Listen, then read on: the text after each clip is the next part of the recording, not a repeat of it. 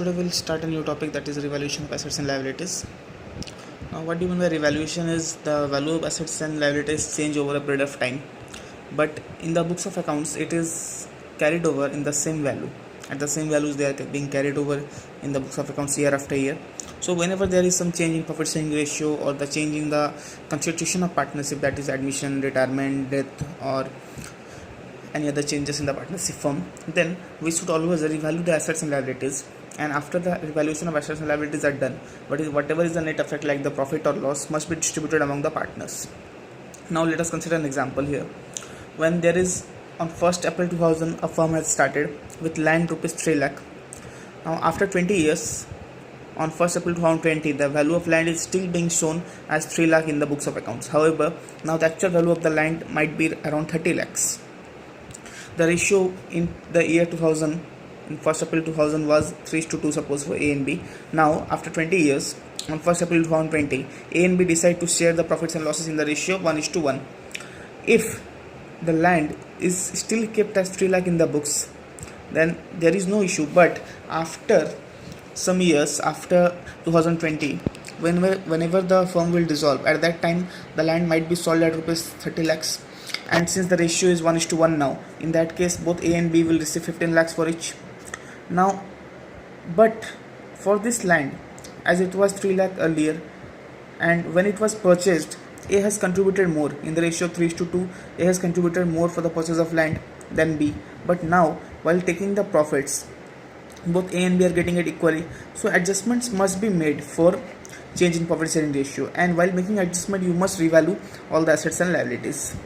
So this is the concept of revaluation. Now, how revaluation is done and what are the accounts affected there.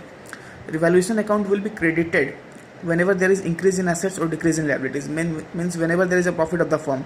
When there will be the profit of the firm is increase in assets, when the value of assets increase or the value of liabilities decrease.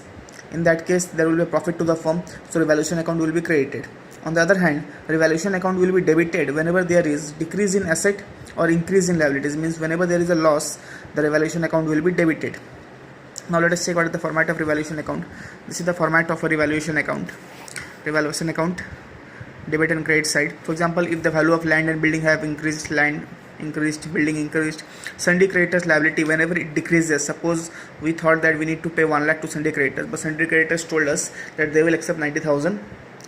They will accept rupees 90,000 in place of rupees 1 lakh, and their account will be fully settled. In that case, we have earned a profit of rupees 10,000 from there. We have benefited from there for rupees 10,000, as we need to pay rupees 10,000 less to the sundry creditors. In that case, sundry creditors will also be credited. On the other hand, for example, the value of machinery have depreciated. In that case, we'll write the loss on account of machinery, whatever is incurred. And if suppose we have sundry creditors for rupees 10,000, but now we have realized that 20% of such debtors are not going to pay the amount, so we need to create a provision for that. In case we need to create a provision for doubtful debts, in that case also it will be debited. Now we'll add up the credit side. Suppose if the credit side is more and the debit side is less, so we'll get profit on revaluation. Such profit on revaluation will be distributed between the old partners. For example, if they are A and B, it will be distributed between A and B in the old ratio. Please remember, the revaluation account, profit and loss, whatever is on revaluation, whether it is profit on revaluation or loss on revaluation, is distributed among the partners in old ratio always. Will never distribute in the new ratio or the profit or the sacrificing ratio. It will be always distributed in the old ratio. Now we'll also check one question here. I'm showing you one question.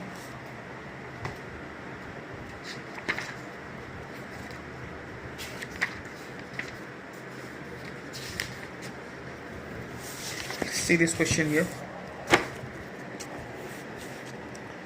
A and B are partners sharing profits in the ratio of 4:3. They balance it as on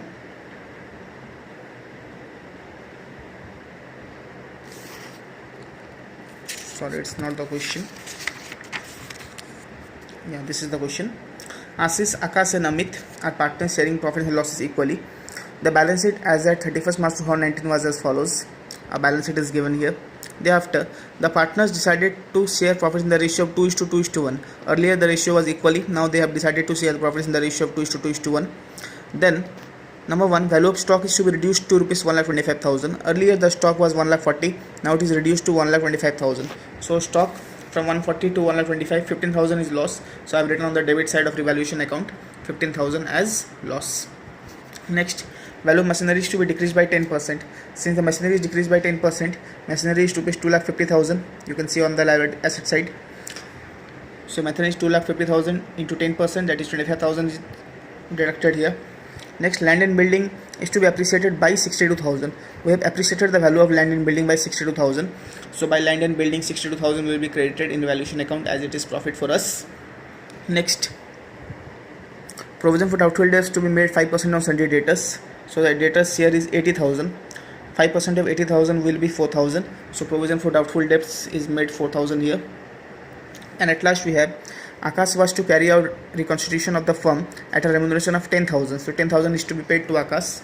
So to Akash capital 10,000 is written here. After that you can see on credit side we have 62,000, that is more than the debit side. So 62,000 we have written here. The difference is 8,000, that is profit on revaluation. Will be distributed between the old partners Ashish, Akash and Amit. The old ratio was equally, so we'll distribute it equally. 2,667, 2,667 and 2,666. Also, we need to prepare a journal for this. So journal will be in this way. You can write all the items together except the profit. Whatever items are available on the debit side, you can write it together: to stock, to machinery, to provision for doubtful debts and to Akash capital. So revaluation account debited, revaluation account debit to stock, to machinery, to provision for doubtful debts and to Akash capital. The total comes 54,000. You can write each items to all the items you can write together. On the credit side we only have land and building, so the entry will be land and building debit to revaluation account, land and building account debited to revaluation account 62,000, and the third entry will be for profit on revaluation, profit on revaluation account debit, or you can write just the revaluation account debit 8,000 to Ashish capital, to Akash capital, to Amit's capital.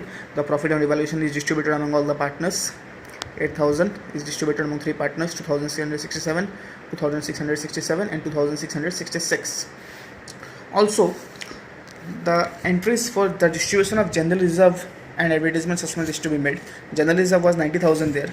So general reserve account debit to Ashish, to Akash and to Amit equally, so 30,000 each. General reserve will also be distributed among all the partners.